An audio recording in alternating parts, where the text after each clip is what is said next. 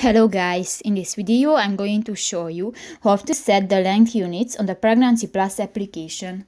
But first of all, I just want to mention, please don't forget to subscribe to our channel, because at 100,000 subscribers we are going to show you our YouTube revenue statistics and growth strategy, how to make money online. So let's jump into it. First of all, open the application on your device.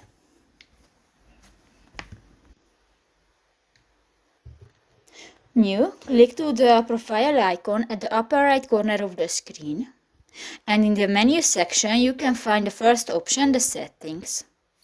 New, you can find the second option, the length units. Click that and you can select the inch or the centimeter option, and if you want to select one, for example the inch, just click that and done. So that's pretty much it for this video guys. See you in the next one. Bye bye.